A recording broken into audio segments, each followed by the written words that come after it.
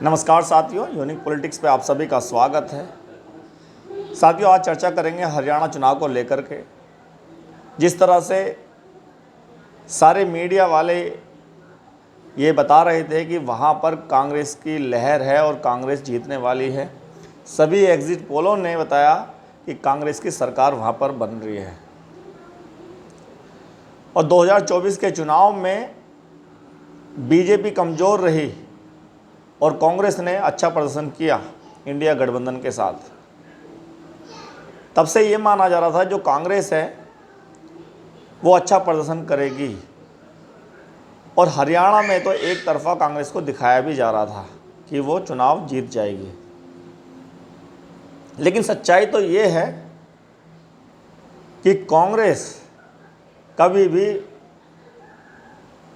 अकेले अपने दम पर चुनाव नहीं जीत सकती।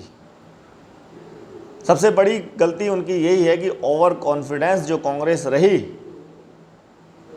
और हम तो ये अंदाज़ा लगा ही रहे थे कि वहाँ पर कांग्रेस की सीटें जो हैं 35 से 37 आ सकती हैं। मैंने अपनी वीडियो में इस तरह की बात कही है। और इनेलो गठबंधन को सीटें हम ज़्यादा मान रहे थे कि बसपा की भी 6-7 आ सकती हैं, और इनेलो गठबंधन को मिलाकर जिस तरह से अभय चौटाला जी भी कह रहे हैं कि लगभग हम 20 सीट ला सकते हैं, लेकिन फिर भी हम 10 से 12 मानकर चल रहे थे। और जेजेपी जो चंद्रशेखर आज़ाद के साथ उन्होंने गठबंधन किया, उसको हम मान रहे थे कि कोई सीट नहीं मिलेगी। वो भी ठीक है, ऐसा हुआ वहाँ पर। लेकिन बसपा इनेलो गठबंधन को नुकसान हुआ। इनेलो गठबंधन को, इनेलो पार्टी को 2 सीटें आईं, और बसपा कई सीटों पर बहुत अच्छा प्रदर्शन उन्होंने किया, और अटेली की जो सीट थी वो जीतते जीतते भी हार गई। तो वहाँ पर ऐसा क्या हो गया कि जो लहर कांग्रेस के पक्ष में चल रही थी, और सारे एग्जिट पोल ने दिखाया कि कांग्रेस की सरकार वहाँ पर बन रही है, तो बीजेपी कैसे जीत गई। अब इस चीज़ को लेकर के कांग्रेस भी परेशान है, और बीजेपी वाले भी शायद हो सकता है वो भी हैरान हो इस चीज़ को लेकर के, क्योंकि उन्होंने भी अंदाज़ा लगा लिया था कि वहाँ हरियाणा में बीजेपी जीतने वाली नहीं है। और माहौल भी कुछ ग्राउंड पर इसी तरह का था कि बीजेपी वहाँ चुनाव नहीं जीत रही। वहाँ पर त्रिकोणीय मुकाबला हम मानकर चल रहे थे, लेकिन टक्कर बताई जाती कि बीजेपी और कांग्रेस में रहेगी, और कांग्रेस वहाँ पर इस बार सरकार बना लेगी। जब रिज़ल्ट खुलने शुरू हुए, शुरुआत में कांग्रेस ने बढ़त बना रखी थी, 60+ पे थी लगभग। बीजेपी 17-18 सीटों पर थी। पूरे देश में कांग्रेस के जो कार्यकर्ता थे उन्होंने मिठाई बांटनी शुरू कर दी। जलेबी की बात चल रही थी, जलेबी बनानी शुरू कर दी, ढोल नगाड़े बजाने शुरू कर दिए। लेकिन किस तरह जलेबी की तरह वहाँ का परिणाम उलट गया, और कांग्रेस नीचे आने लगी और बीजेपी ऊपर जाने लगी। अब जो कांग्रेस वाले हैं वो आरोप लगा रहे हैं कि कहीं ना कहीं गड़बड़ हुई है, माहौल बीजेपी के खिलाफ था, तो बीजेपी जीत कैसे गई। कहीं ना कहीं ईवीएम को लेकर भी वो सवाल उठा रहे हैं। लेकिन एक बार हारने के बाद कितने भी सवाल उठाते रहें, उससे कोई ज़्यादा फर्क पड़ता नहीं है। तो वहाँ का जो माहौल था वो बीजेपी के खिलाफ था, लेकिन बीजेपी हमें लगता है कि दूसरों को बांटने में कामयाब हो गई। और कांग्रेस का जो ओवर कॉन्फिडेंस था, जिस तरह से उन्होंने कहा कि हम अकेले चुनाव लड़ेंगे, वहाँ पे टक्कर सिर्फ बीजेपी और कांग्रेस में है। तो जो कांग्रेस का जो ओवर कॉन्फिडेंस है, या अहंकार कहिए इस चीज़ को, कि कांग्रेस ये चाह रही थी कि हम अकेले ही वहाँ सरकार बना लेंगे। और इसीलिए दूसरी जो पार्टी जो इंडिया अलायंस में उनके साथ थी, जो आम आदमी पार्टी भी उनके साथ थी, समाजवादी पार्टी उनके साथ थी, उन्होंने किसी को सीट देना ही ठीक नहीं समझा, और इसी का नुकसान उनको 2023 के चुनाव में भी देखने को मिला था। और यही स्वार्थ मुझे लगता है कि हरियाणा के चुनाव में उनको ले डूबा। बीजेपी ने पूर्ण बहुमत से 48 सीटों पर सरकार बना ली। 90 सीटें वहाँ पर हैं, 46 सीटों पर सरकार बनी थी, तो 48 सीटें आई हैं, इसका मतलब पूर्ण बहुमत उनको मिल गया। तो सारे एग्जिट पोल गलत साबित हो गए, और जो गलत साबित हुए हैं, और इससे पहले भी 2024 का जो लोकसभा का चुनाव हुआ उसमें भी सारे के सारे एग्जिट पोल गलत हुए, जो बीजेपी के पक्ष में दिखा रहे थे, लेकिन बीजेपी को 400 पार दिखा रहे थे। पूर्ण बहुमत बीजेपी को नहीं मिला, या जितनी सीटें एग्जिट पोलों ने दिखाई, न्यूज़ चैनल ने, राष्ट्रीय चैनल ने दिखाई, उतनी सीटें नहीं आई बीजेपी की। तो एग्जिट पोल तो सारे के सारे राष्ट्रीय चैनल हैं उनके भी गलत हो रहे हैं। तो हमने अंदाज़ा कांग्रेस के लिए लगाया था, जो वो बात तो सही कि 35 से 37 सीट हमने मानी थी, और बीजेपी की हमने 20 से 22 मानी थी, और इनेलो गठबंधन, बसपा गठबंधन की हमने 20 मानी थी। वहाँ पे हम गलत साबित हो गए। सारे ही चैनल गलत हुए हैं इसमें। कहीं ना कहीं बीजेपी ने जो बंटवारा किया, या कांग्रेस का जो ओवर कॉन्फिडेंस था वो नुकसान दे गया कांग्रेस को। अब कांग्रेस कुछ भी कहती रही कि ये कारण रहे, वो कारण रहे, लेकिन कहीं ना कहीं मुझे लगता है कि कांग्रेस ओवर कॉन्फिडेंस में हारी है।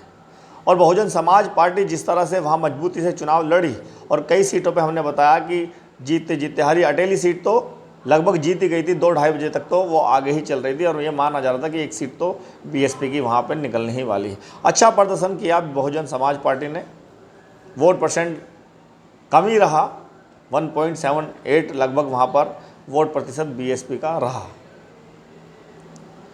तो हरियाणा चुनाव जिस तरह से गोलमोल हुआ, लोग हैरान हैं, और यहाँ तक कि बीजेपी वाले भी इस बात को लेकर हैरान है कि हरियाणा में बीजेपी की सरकार बन कैसे गई। सारे एग्जिट पोलों ने जिस तरह से एक तरफा कांग्रेस को दिखाया और इतनी सीटें दिखाई, पूर्ण बहुमत से बहुत ज़्यादा सीटें दिखाई, उसके बाद बीजेपी की सीट आ गई। और जब एग्जिट पोलों ने रिजल्ट से पहले एग्जिट पोल दिखाए थे, ओपिनियन पोल दिखाए थे, उसमें बीजेपी हार रही थी। तो जब परिणाम उलट हुए हैं तो बीजेपी वाले भी हैरान हैं।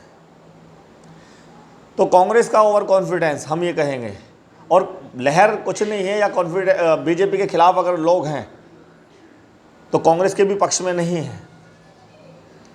अगर कांग्रेस को सरकार बनानी है, बीजेपी को हराना है, तो हमें लगता है कि बीएसपी बहुजन समाज पार्टी और कांग्रेस को एक साथ आना होगा, वरना इसके अगर वो ऐसा नहीं करते, मुझे नहीं लगता कि वो कांग्रेस कभी बीजेपी को हरा भी सकती है कहीं पे।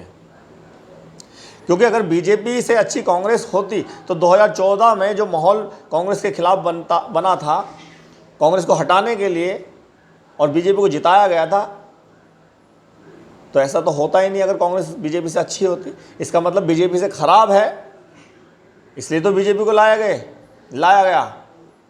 तो कांग्रेस कैसे अकेले अपने दम पे चुनाव जीत सकती है?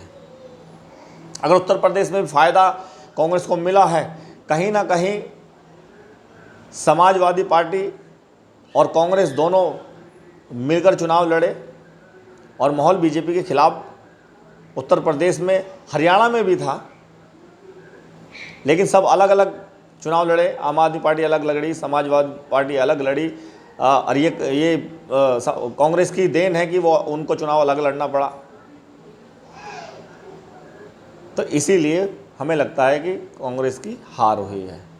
और बहुजन समाज पार्टी जितनी वोटें ले गई हैं हर सीट पर, काफ़ी अच्छा प्रदर्शन बीएसपी ने किया है। अगर गठबंधन में हरियाणा में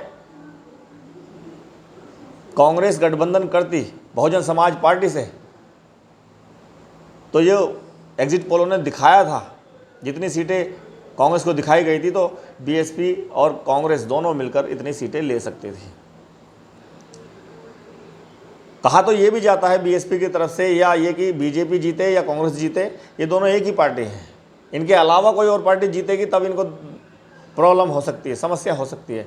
लेकिन कांग्रेस जीती है, बीजेपी जीती है, दोनों एक ही हैं, कोई फ़र्क ज़्यादा पड़ने वाला नहीं है। जो कांग्रेस ने काम करती है वही बीजेपी काम करती है। अगर महंगाई, बेरोजगारी राज्य के अंदर है, देश के अंदर है, तो उसका कहीं ना कहीं कारण बीजेपी और कांग्रेस दोनों हैं। इस तरह के आरोप बहुजन समाज पार्टी की तरफ से दोनों पार्टियों पर लगाए जाते हैं।